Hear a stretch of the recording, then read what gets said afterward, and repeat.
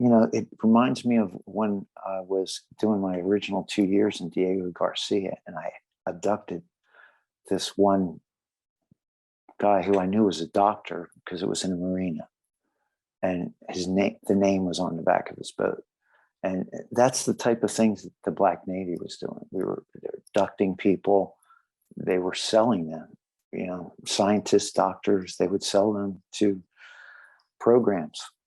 And those poor guys would wind up in places like Mars. Okay, so there's an illicit slave trade.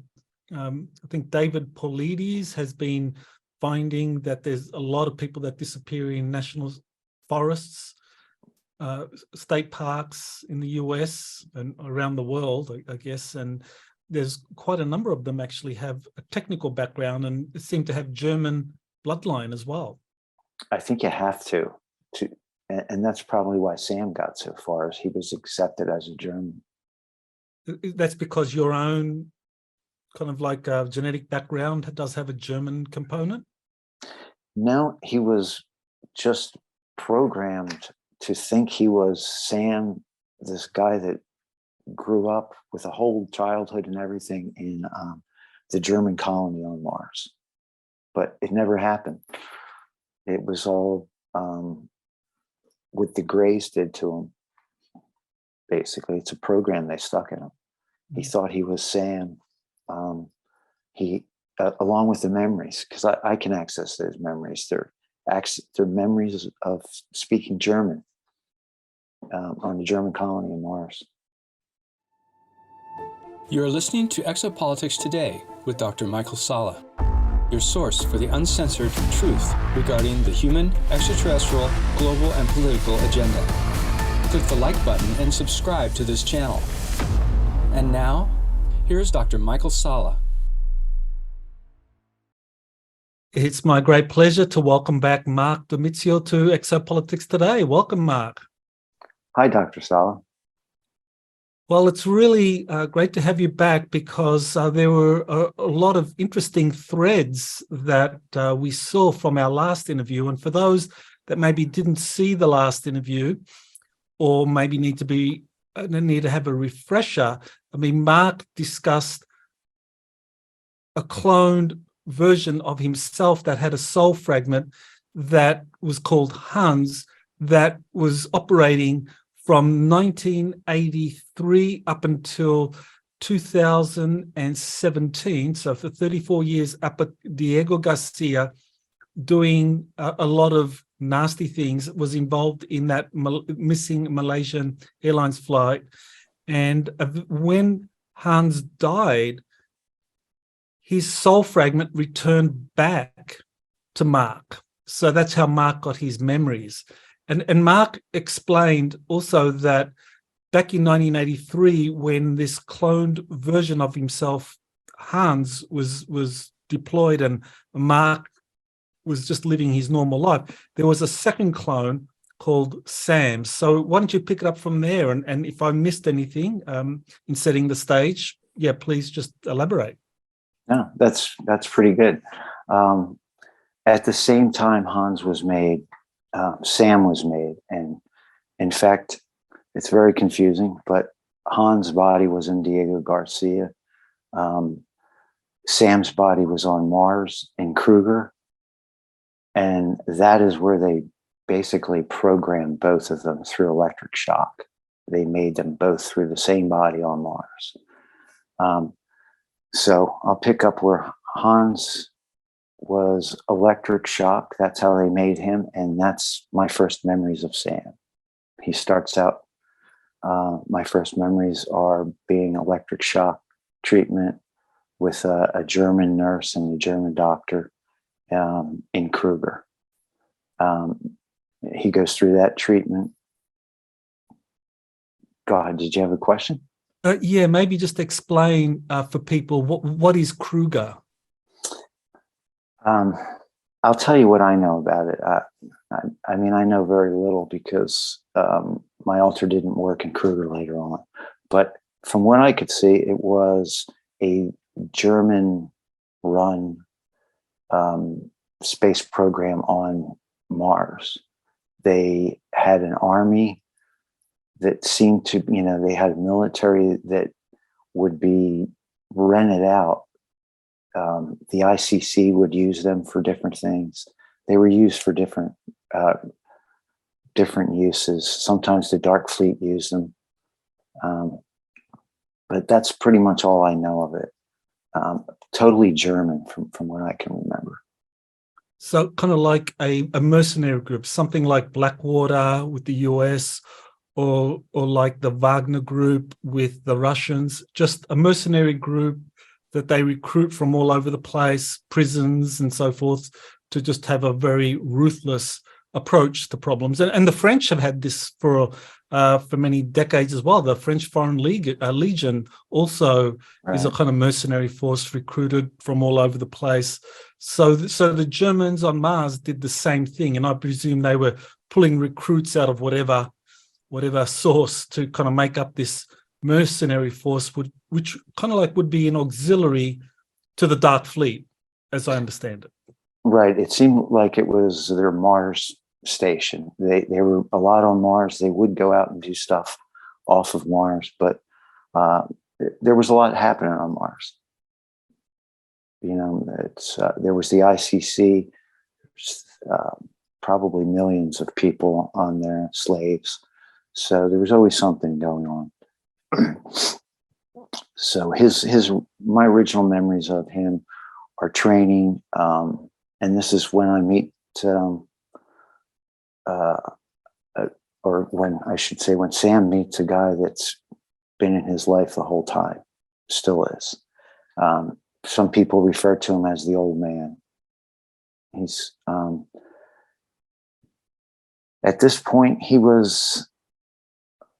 Sam's somewhere around 25, 26, and the old man was a couple of years older than him. They were in Kruger together for a while, and they did some things in Kruger that they weren't supposed to do, and wound up in prison in Mars. They spent time in prison in Mars. They got out of there, and Sam was in the Dark Fleet for a while there after that. I think he was always spying for this character that I'm just going to call the old man. Can you describe him? I mean, was he like a German origin? Was he American? Was he a military guy? He was American, and he was Air Force. Sam was, Sam didn't know who he was. He was programmed. He was programmed to think that he grew up in the German colony that's on Mars. And he spoke fluent German, that dialect that they speak. So that's why he got into the Dark Fleet easy, and he worked in Kruger easy. The old man was, like I said, just a few years older, but very manipulative of Sam. As soon as they met, he was always pushing his buttons and manipulating. So he wound up having him do something while they were in Kruger, and they went to prison to get the attention of the Dark Fleet. So it was a pretty nasty thing. At that time, he went into the Dark Fleet and spied for the old man through technology that they had in him, fiber technology that was in his body. So he spied for them for a while, and then he got out of the Dark Fleet. And this is when he started doing a lot of stuff on Earth for the old man. Before we get there, you may just kind of like tell us, how long was he with the Dark Fleet? We're talking 1983. This all began. He's with Kruger. He's in prison. So when does he join the Dark Fleet, and how long is he with them? He's in the Dark Fleet probably around 86, 87 for a few years. And can you say what he was doing in the Dark Fleet? I have very little memory of it. But the memories I do have are so nasty that my high self has blocked them out because I have so many other traumatic memories that it's really nothing I have to deal with. When I started learning about this and taking these QHHT sessions, my high self communicated to me that I didn't have to go through the daily life. I didn't have to integrate and remember all that. I was only to remember the stuff that was traumatic and that I had to work out. I didn't have to go into the daily stuff because that can get really bad. And the danger of it is you can, if you spend that much time in your altar remembering that, it'll start to bleed into your life. You'll start to act like your altar. You can't spend too much percentage of your day thinking these thoughts, or it'll start to bleed over. And I know people in these programs right now that have pretty much taken on their altar. It's a dangerous thing to integrate these and take in like the day-to-day life, all that memories, when all you really need to do is just remember the traumatic things that are on your soul piece that you need to heal. I see. Okay. Yeah, that's okay. Wise counsel. Yeah. And then all the other traumatic things that I've been through. So I have to pick and choose what I deal with here, or it gets overwhelming. But you have a general kind of view, or you have a general understanding that you served on the Dark Fleet, and the Dark Fleet was doing operations inside or outside of our solar system. That was a lot of nasty stuff. Right. I have a lot of memories of him being on Craft, and I see reptilians and Knockwaffen. Man, a lot of nasty memories. If you've anybody who's had exposure to reptilians, it's a hard energy to take. Really goes against everything we are. Can you explain that? Because I think a lot of people probably don't have an idea of what it is for an ordinary or for a human to encounter a reptilian or a Draco reptilian, who are these very kind of powerful manipulative overlords that control other reptilians in our galaxy. They're really strong psychically. They'll get in your head and not have to do anything physical, and literally make you feel like you just want to bust out of your skin. They can just drive you crazy. They also, Sam acted okay with them, but my dealing with them when I was in Diego, I was just froze up. It's an energy that was just so, I can't explain it. Probably what we would think of as a demon. It's such a dark feeling on you of dread that you lock up with fear, because I think you're seeing something that you just never thought, you didn't think existed. And so you have cognitive dissonance. It's hard to realize what's going on. Well, I remember Alex Collier, who talked about the Draco reptilians back in the 90s, and he distinguished between the soldier class of the Draco reptilians. He described them as like 8-9 foot, built like linebackers, just massive, powerful warriors. And then he talked about the Sakars. They're like a miniature Tyrannosaurus Rex, like 15 foot, like incredibly powerful beings with wings and all of that. So, and he said that was the ruling class of the Draconians. So did you ever see one of those, like those winged dragon types? No, I didn't. But later on, Sam has seen one of those, and there was a name put on it, Pindar. So that's the only one I have recollection through his memories of seeing. Yeah, Pindar. So we'll talk about that later at some point. Sure. Okay. Anyway, so he after that started to work for the old man, and at this point, the old man is working with a lot of children in Montauk. There's a group of them that I'm in contact with now. They were all taken at different ages. My alter, Sam, actually took some of these children. A lot of them, actually. They remember me from when they were a child. You know, it's strange. So he took those children. The old man trained them, and what he did was, it appeared he was a horrible, and he is a horrible person. He's done horrible things to everybody. Trauma training, little children, and doing stuff. And I'm starting to see what the final outcome was. He trained everybody so that they could withstand more than anybody else.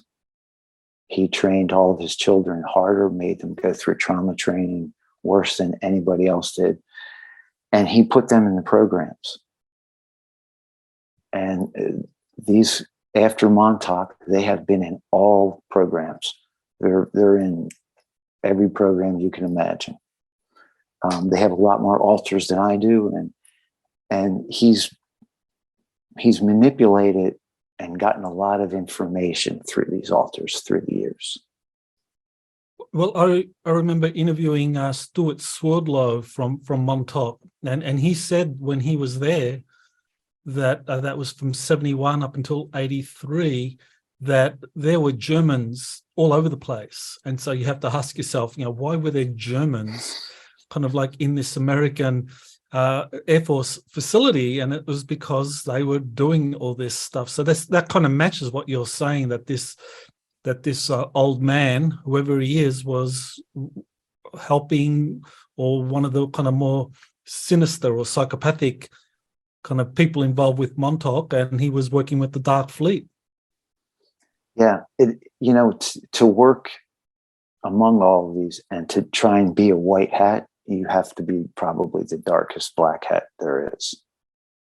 That's how you get through all of this. And that's what he appeared as. He's been involved in anything, so many horrible things. But what has happened with these children, and they've grown up, they've gone through the programs. I can just tell you what I've collected from all the different missions and stuff that I've seen. It's been a long war of stealing soul splitting technology and time technology. Lots of the missions are stealing time tech. Vatican, London Bank, these places gone into there and stole time technology and soul splitting technology. So he's had I have memories of Sam where he had, in Mexico, they had set up basically a honeypot. It was a brothel, and they had lots of politicians from the world that would come in and into this brothel, and it was run by my alter Sam and 3 of these other people that were in Montauk with the old man. And so he would gather information. So he was continually gathering information, intel, and that's what I can see it's been. It's been a temporal war.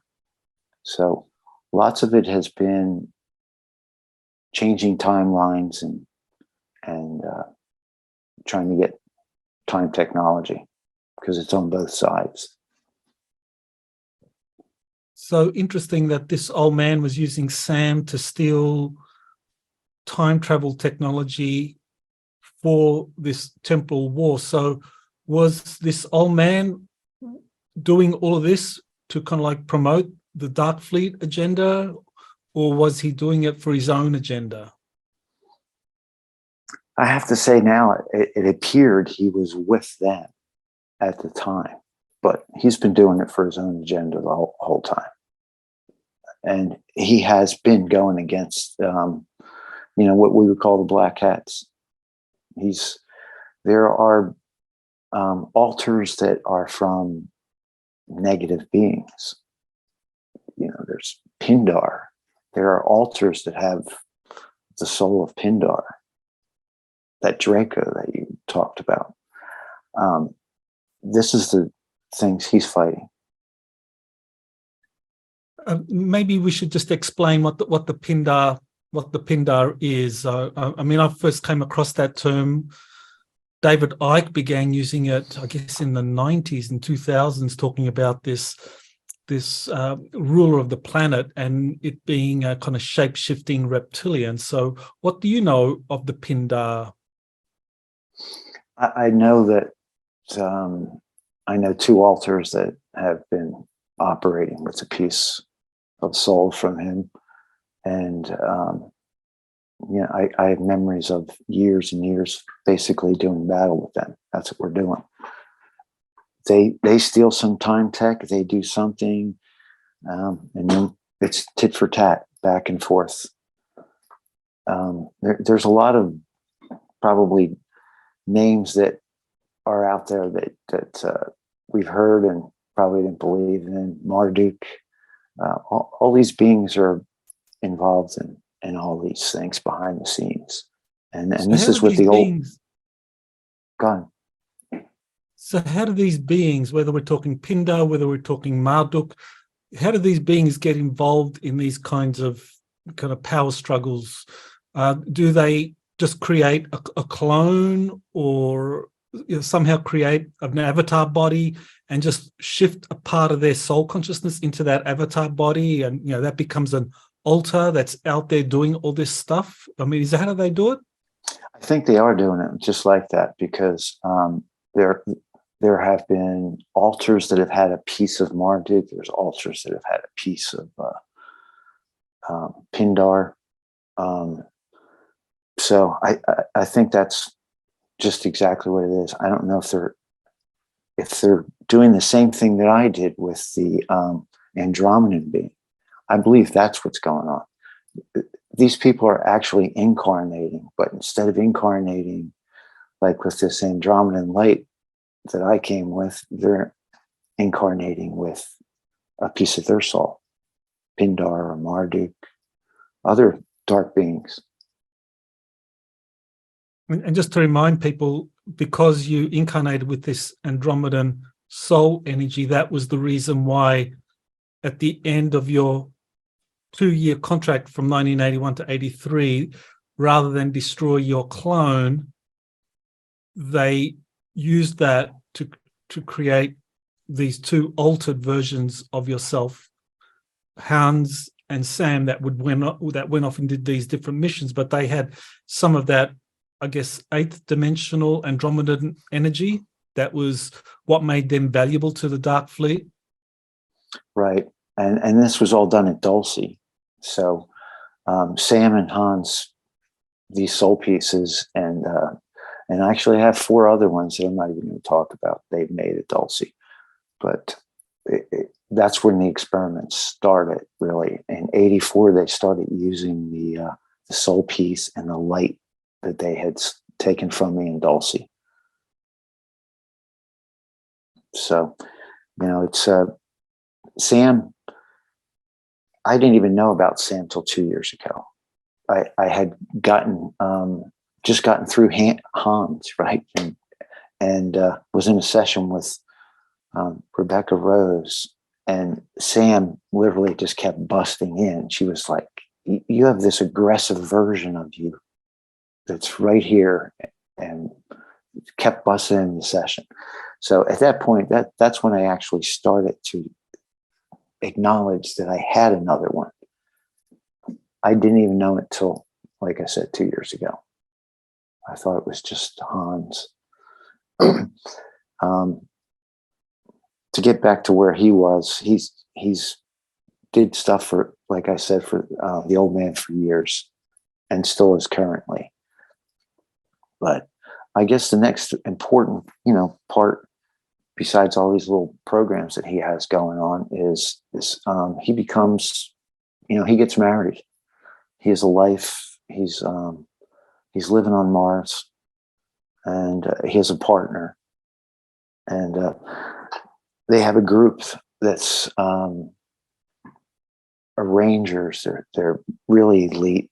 They knew how to. They had special technology, and they also knew how to do things with their body, phase in and out. So they did contracts for lots of groups, ICC, pretty much anybody who hired them on Mars.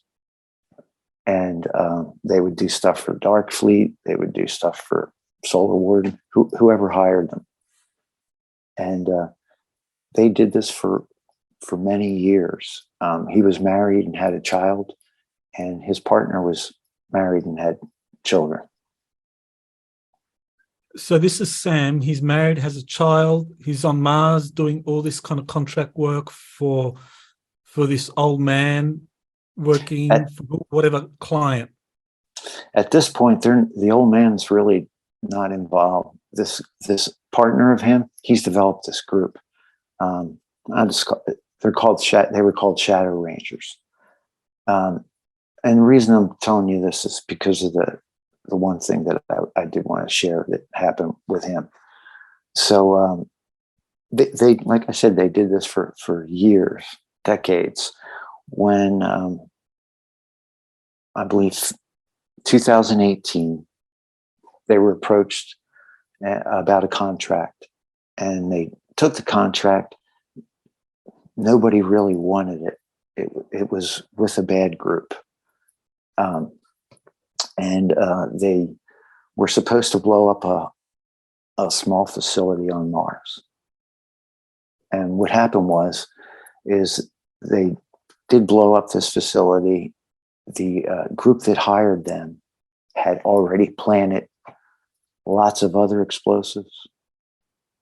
And it turned into that explosion that is documented that happened in 2018 on Mars, where you see a volcano explode, and there's smoke and dust clouds covering Mars for a long time.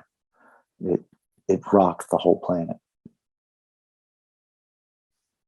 and there was 250,000 people killed at the ICC facility, and several other. There's a lot of other beings that lived in Mars, and all these other beings, including the 250,000 humans, were killed from this explosion. And your alter Sam was involved in that incident, and who was the kind of like customer? I mean, why did they want to destroy this kind of like a Mars corporate facility? Marduk. It was a Marduk group. Okay. Well, that's very interesting. But Marduk, maybe if you can explain who Marduk is to my listeners. Marduk is the son of Enki, who made a deal with the reptilians that got humanity in the position that we're in. Okay, so Marduk has been around for many thousands of years, and he's the son of who was once Enki, because Enki actually is a title, Prince Ea, who was the Enki 15,000 years ago, and Marduk took over when Prince Ea left. And it seems that, as you said, Marduk made these agreements with the Enlil faction and with the Draco reptilians. Yes, that's another name too that we hear about, Enlil. Related with the reptilians too. Did you hear about his son as well? Nintag? Was Nintag also a prominent Anunnaki associated with the reptilians? I haven't heard about him in the programs, just Enlil and Marduk. Mm-hmm. Yeah. So, from what I understand, he did it purposely, Marduk, to clear off a lot of the humans and the ICC off of Mars. The reason I think it's important because you actually did an article. I was trying to find it, but you had written an article about this when it happened in 2018. And it was reported that 2 rogue groups blew up an ICC facility on Mars. And the story I told you is the details of it. Right. Okay. I don't remember that article off the top of my head, but I do recall that there was a very large seismic event that was recorded that was kind of like supporting those claims that something had happened on Mars, some kind of major explosion. Yes. Yeah. NASA has, you can still see the footage. You can search it. But that happened, and they, make a long story short, they went to prison. They were captured, and both of them went to prison.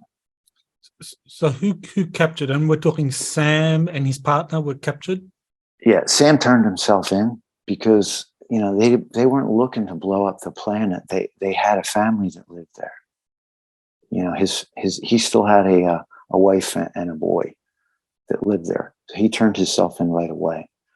The other guy was injured, and really critically injured, and didn't make it back for a long time, for over a year. But Sam turned himself in, went to prison, and to get out of prison, he made a deal they wanted to wipe his mind of all the contracts, all the information. They had a lot of contacts.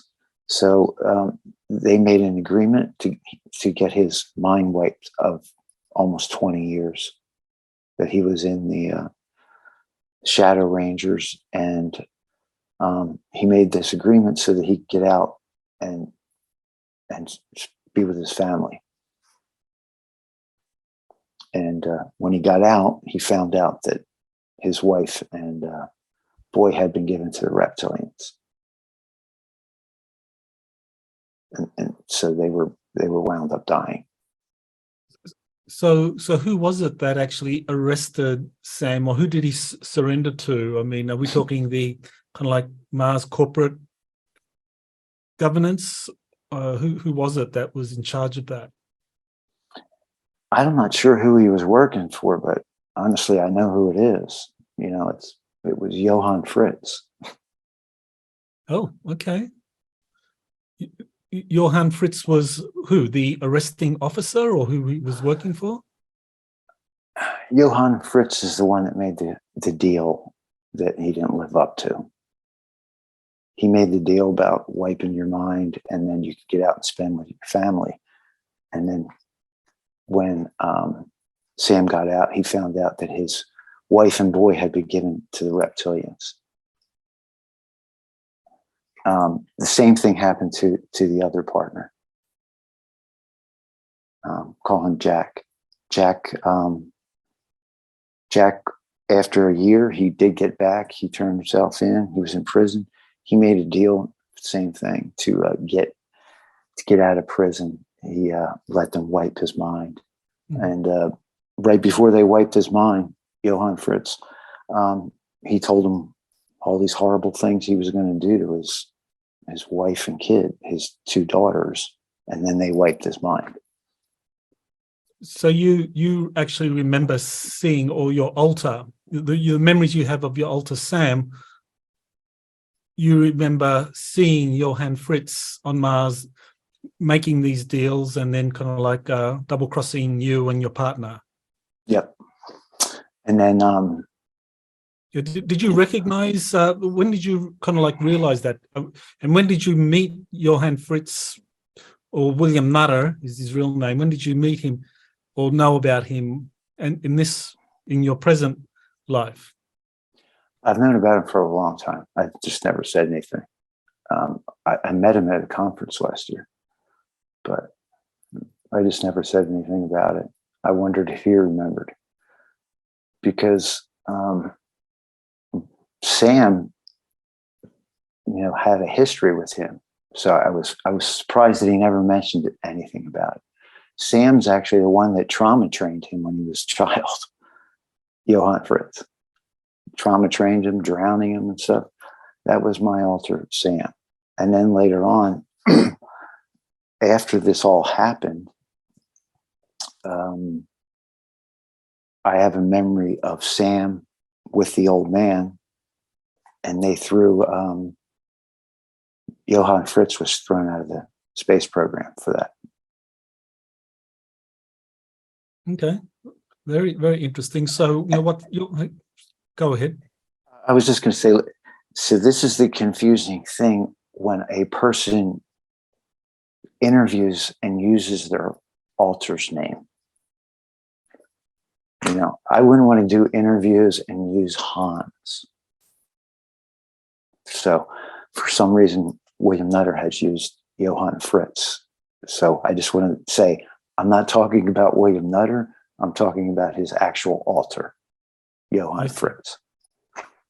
Well, going on what you said earlier, when you remember the details of your alter, then the personality kind of takes over your present life. So William Nutter does seem to have a lot of memories, detailed memories of Johann Schmidt. So I guess, that is very suggestive of a kind of personality change that may result from that.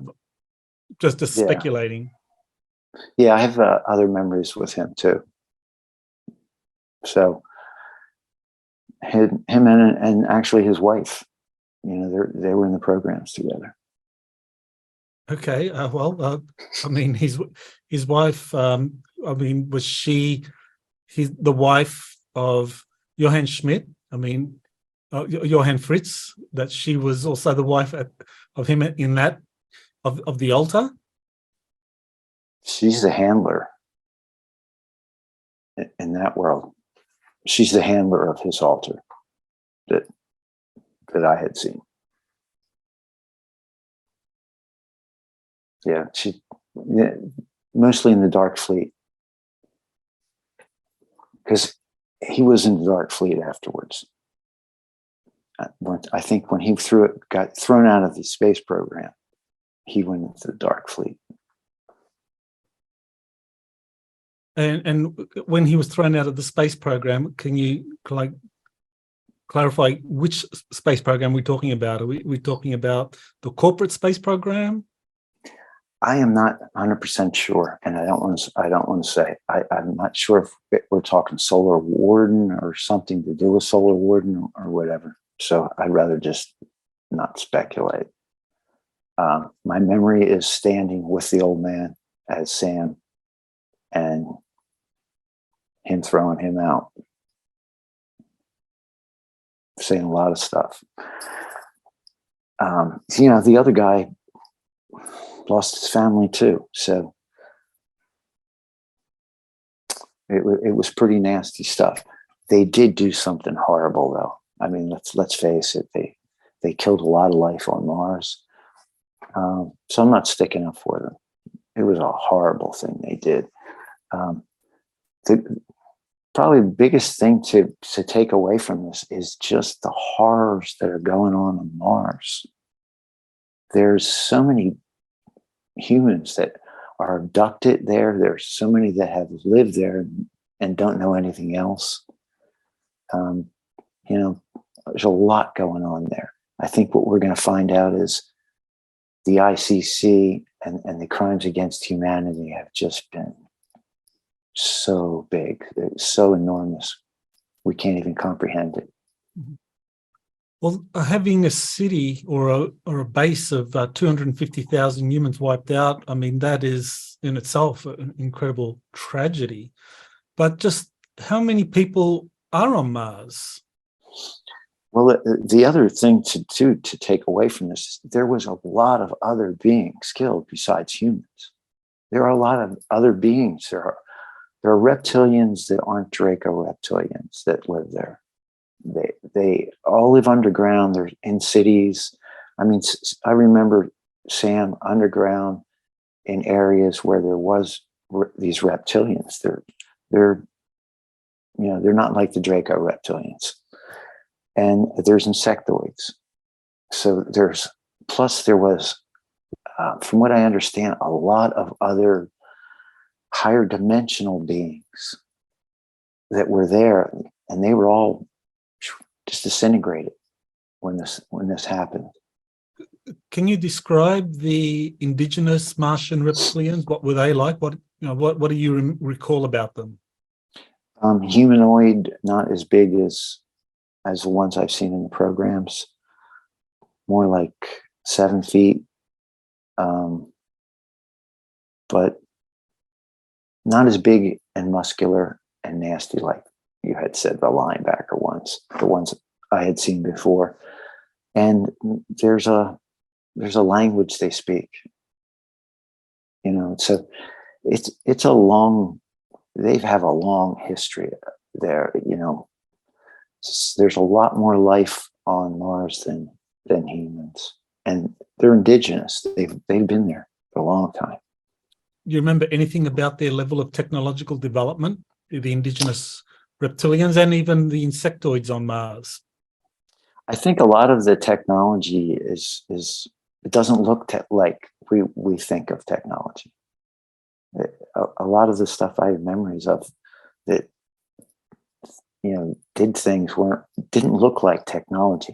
Lots of stuff looks like rock. It's amazing that there's a lot of technology that unless you have unless you can connect with it telepathically, you can't operate it. I remember Randy Kramer back in 2014, he said the same thing, that the indigenous reptilians and insectoids on Mars, they didn't have any kind of advanced technology that we have or the Draco reptilians have, but they had a lot of this kind of like rock technology, spears and things, but that kind of could work with their minds to do incredible things, that they could teleport, walk through walls, and they were very, very difficult to fight against. Yes. Yeah, that's pretty much what I remember through Sam. Amazing. So this event happens in 2018, 250,000 humans are killed, then a lot of indigenous people are killed. So still, I mean, how much of the Martian population is left? Are we talking about a small proportion of the total population being killed, or is this like a very large event in terms of the overall population on Mars? I think the 250,000 were mostly slaves. So they were probably grateful to get out of that. As horrible it is to say that, but they were all slaves stuck in the ICC factories. I think there was other, people, but you're not looking at many. Most of them are working. They're there in slave mode all the time. There was, reminds me of when I was doing my original 2 years in Diego Garcia, and I abducted this one guy who I knew was a doctor because it was in a marina, and the name was on the back of his boat. And that's the type of things that the Black Navy was doing. They were abducting people. They were selling them, scientists, doctors, they would sell them to programs. And those poor guys would wind up in places like Mars. Okay, so there's an illicit slave trade of technically minded people. I know that I think David Paulides has been finding that there's a lot of people that disappear in national forests, state parks in the US and around the world, I guess. And he found there's quite a number of them actually have a technical background and seem to have German bloodline as well. I think you have to, and that's probably why Sam got so far, as he was accepted as a German. That's because your own kind of like genetic background does have a German component? No, he was just programmed to think he was Sam, this guy that grew up with a whole childhood and everything in the German colony on Mars. But it never happened. It was all what the Greys did to him. Basically, it's a program they stuck in him. He thought he was Sam.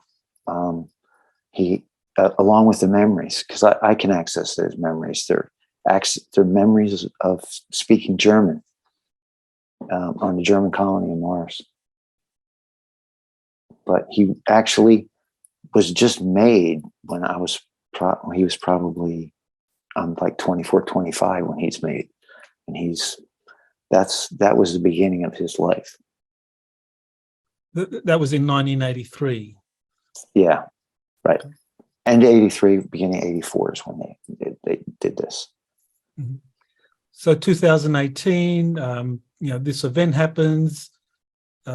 Sam surrenders himself, goes to prison for a while, comes out of prison, finds his wife and child have been given to the reptilians. So what happens to Sam after that? He pretty much just worked for the old man, doing a lot of stuff, which he's been doing up until last year, last April, where he was on the moon, and there was probably 30 to 40 clones of him at a facility there. And I found out how you can get out of this. I got to the point where I was like, how long does this go on? How do I stop this? So you can actually not give consent, because silence in this world equals consent. If you don't say anything or do anything, they keep doing it, and you've given consent. And that works with negative ETs too. So can you explain that? So there were 30 to 40 clones, and what was the plan? Were they going to take some of the soul fragment from Sam, who is himself a soul fragment of you, and put that into the 30, 40 clones and just kind of like do it all over again? And here's where, some of us get pressure. So at that point too, I was getting pressured. I was through dreams, they'll psychic attack you, do all kind of things. I was getting pressured to give consent and to give up, I guess, the soul piece. I don't know what they were trying to get me to do. They were trying to get me to give up something to energize those clones. But I had found out through another altar that I got rid of, that when you say I'm done, I want my soul piece back, this is over, it starts to end. It's really strange. But he wound up with Sam last year in April. I had enough with it, and through meditation I connected, and I took my soul piece back. I stopped giving consent is what I did. At that point, he got killed. He got into I think he's trying to get me out of it. So here's what he did. He destroyed those clones. And then when he got done destroying the clones, they got him and beat him to where he had died. And I got my soul piece back. And it was just like, I would imagine if you have a twin and your twin dies. I mean, I felt it. It was pain. I felt when he died. I got that soul piece back, and I got his memories. And then a few months later, people that I know are in the programs started saying, we still see Sam. He's still in the group. So at that point, I realized that, it's not me anymore. So they can run your clone off of an AI. They have samples of our soul in an AI version. And that's what they use if they can't get the real thing. Okay, so because of your own personal work in finding out what happened to you and retrieving your memories and connecting with your higher self, and of course you have this 8th dimensional Andromedan connection that helped you kind of work through a lot of this stuff, that also helped your alter Sam kind of like reach the decision that he wasn't going to be part of this anymore, that he wasn't going to give his consent to have more clones animated by more soul fragments. And I think we talked about this before, but I know it sounds incredible. I mean, for a lot of listeners, that from one soul fragment from another soul fragment, you could actually animate 30 to 40. But according to Randy Kramer, this can happen. That they found out that you could do this up to about 1,000. That you could literally create an army, a small army of 1,000 clones using the one soul fragment. That's what Randy Kramer said he learned from the secret space programs in terms of, what were the limits of this kind of technology. Wow. So I don't know if you know anything about that or can add. No, I just know that I, in a session with Rebecca Rose, she was like, well, the good news is it's not an endless room full of clones, but there's, I could see there was 30 or 40 of them. So I don't know much more than that. I can tell you though that I found they have clones of me in other programs too, that I have wound up getting soul fragments back from Air Force programs. So once they get you in there, this is the same way with a lot of these people that I know currently. They split you up. I don't think it's like you hear of the normal like 20 and back where they worry about you going crazy or any of that stuff, what your limitations are. They just push it. They don't care. Okay, so these people in the dark fleet or in the kind of like corporate run programs, or this kind of shadow ranger organization, that they are just going to kind of like exploit whoever consents to be part of these programs without any kind of long-term regard for them. They're just going to exploit them as much as possible. But you have the power as long as you can say no to stop that. Right, and you're going to get a lot of kickback after you do that. But there's a lot of people. I'm in contact with a couple right now, and you can do that. You can get out of it. They will hit you in your dreams. That's usually where they attack us a lot. They'll attack you in your dreams, try and soften you up. But sooner or later, they do move on. Mm-hmm. So it sounds, I mean, from everything you described, that the way these dark ones operate in these programs in terms of clones that are animated by the soul fragments of people who give consent, that these clones are subjected to kind of MK Ultra, and they, alter personalities are created to get them to do whatever they want. But there's still that soul fragment that's there that can always at some point say no, as happened with Sam.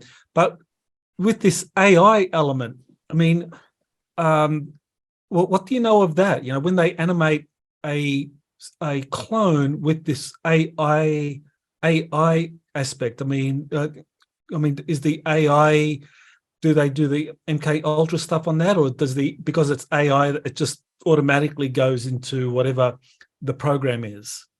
I think it goes automatically in the program. It has all the training that you already received. So once they put the AI in, they're just running it. But the thing is it's never, it's not as good as the real thing. And there are flaws. You can see stuff. I'm not sure how long the body's going to last with the AI running. And then it also brings up the who's operating it. Mm-hmm. Because at this point, I know that my alter is Sam, who's still running around, is not me, does not have a piece of my soul. It's totally AI operated. I know the old man is not there anymore. I know he's dead. He has the same situation. He's an AI operated clone. Mm-hmm. Well, I've been kind of interviewing a few people that have been talking about having access to some of the ancient technologies left behind by extraterrestrials or by these ancient civilizations like space arcs or kind of halls of records. And they say that the key for accessing these technologies is always a combination of DNA and consciousness. And those within the dark programs, they will try to kind of like gain access themselves. But it sounds like if they clone a person and they put in the AI, that's not going to work because the AI doesn't have the consciousness. Doesn't have the consciousness. Yeah.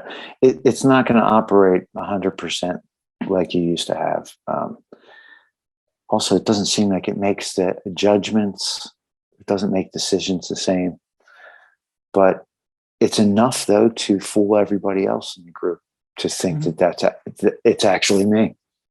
And it's actually the old man, where it's not.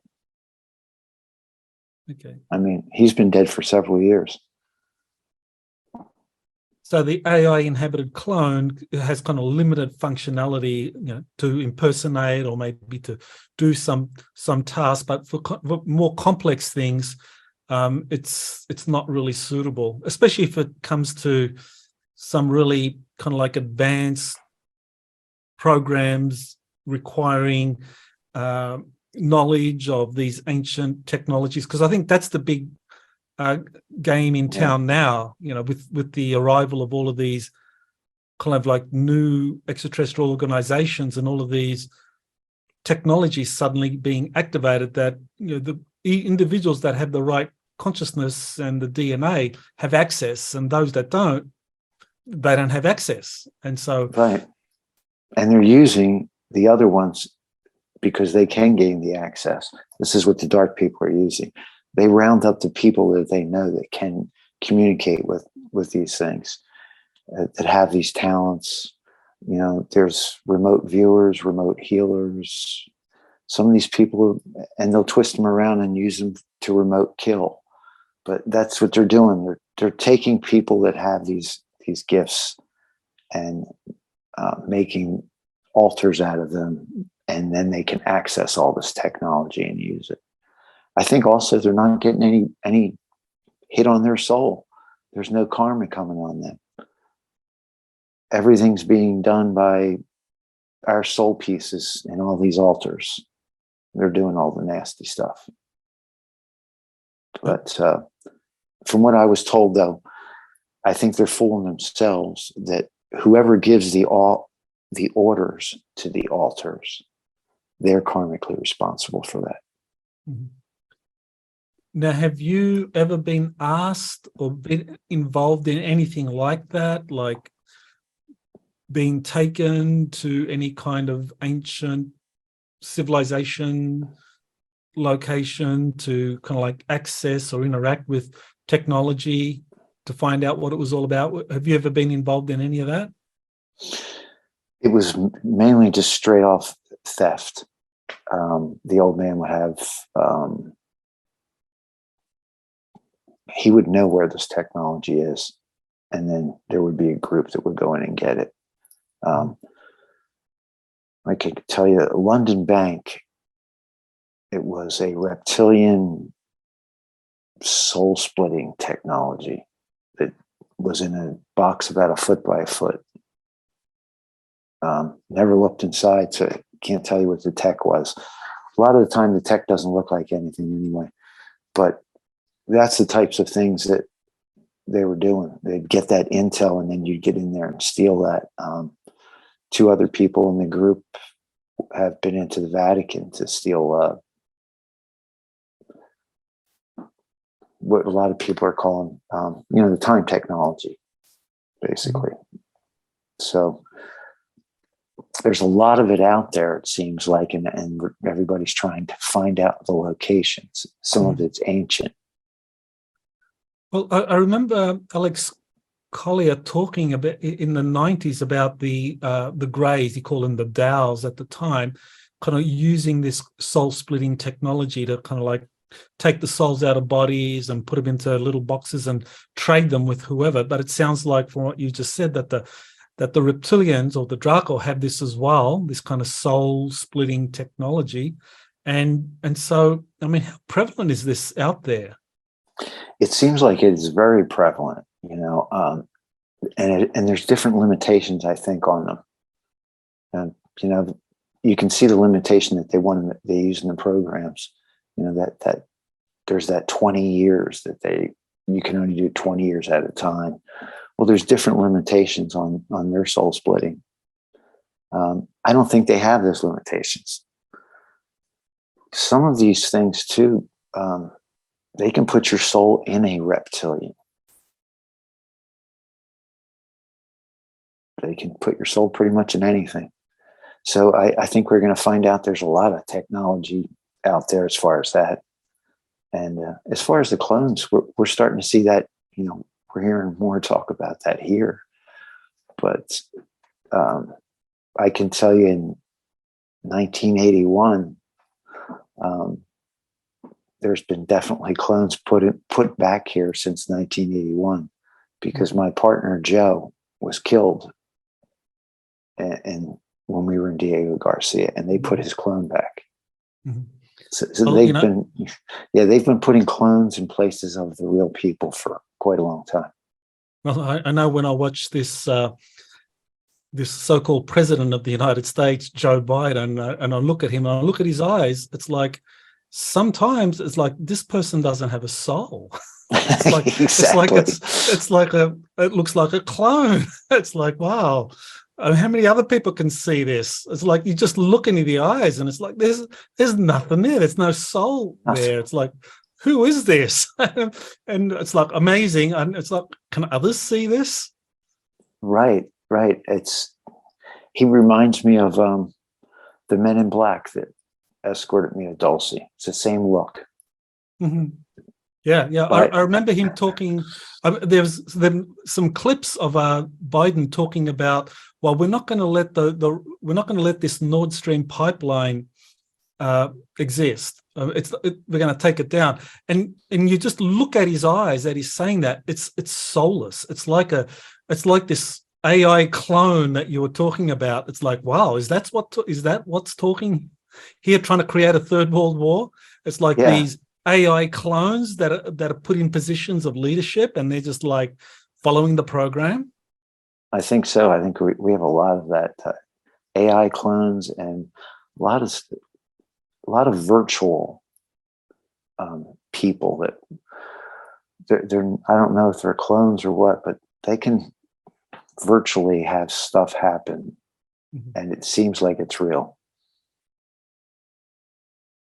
So Sam was killed in April 2022. So, what kind of difference has that made in your life? I mean, now you get that soul fragment back, and I guess there's an integration process, but you also get the memories back. So how's that all going for you now? It went really good for several months. And for the first time since then, it was quiet in my head, because Sam has been with me since this happened.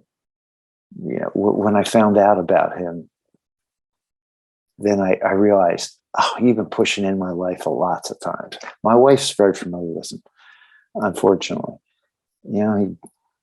He's very aggressive, and there are times when I think when I've gotten emotional, he'll just pop in. So all that ended then. and it was really quiet. I was really feeling good until I had heard this from these people, that he was still cruising around. So I've found out lately it's all AI, it's all virtual, and they're kind of using us, Mhm. to prolong this. So in a way, April 2022 marks a kind of end of this major chapter in your life in terms of these two alters, Sam and Hans, being used. Now, you mentioned some other alters kind of like being used in other programs. So, I mean, is it all over for you, or is there other stuff going on now that, that you're experiencing, whether it's through an alter or whether it's in your real life, with these programs? Well, I am getting, I'll just say I'm getting pressured by people in this program, this virtual old man or whatever he is. The old man has definitely been communicating with me a lot, trying to make me give consent to basically work with my alter, my AI alter. So I'm trying to pull out of all that and break off connections. And there still is some kickback from occasional abductions, questioning. So I think it'll stop at some point. What about this kind of like 8th-dimensional Andromedan aspect of yourself? Have you kind of been integrating or interacting with that aspect of yourself now? I mean, given you've had these soul fragments kind of come together, there's more of you now that's focused. I mean, does that enable you to make that connection to this high level aspect of yourself? It does, but go through these memories brings my frequency down, to get into all this dark stuff. So this will be my last interview. I'm not going to do interviews anymore. I'm going to try and find myself again, Mark, and not have these thoughts at all. Then I'll be able to connect again. But the more time percentage of the day that I spend with my mind in these low frequency thoughts, it prevents me from connecting to those higher beings. So I have to say, in the last couple of months, my connection hasn't been as good because I've been thinking about this a lot. Well, I kind of like really applaud your courage there in putting this information out. People need to know about this, but I also understand how it is a heavy weight, and as you engage with it, retell it to an audience, that it does pull you down, and because you are aware of this high dimensional self that I'm sure is a wonderful thing to connect with and explore, that you're probably ready for that new chapter in life. So I'm really honored that you would choose this to be your final interview to discuss all this. So any kind of words of encouragement you want to give to people that are maybe grappling with all of this? It may be a shock to people to understand the gravity of all of this. So any words of encouragement you can give them? Yeah, Tony wrote in a book he gave me, Tony Rodriguez, and just to sum it up, but he said, if you can, put their head around what we've been through, but the bottom line is we actually made it, we survived it. So I would say there's thousands of us, and maybe it'll come out more now with people like me speaking. We don't do well with relationships. We have a hard time holding down jobs. Our souls have been fractured, and we're trying to heal. So I would just say, if you meet any of these people, have patience. I know it's hard to wrap your head around, but there's going to be a lot of people coming out. I see the biggest group will be those that have been experimented on by Greys. That's going to be a huge group of population. And these groups that I was in probably be a much smaller population, but you can get past it. Don't absorb your alter. I would say integrating your alter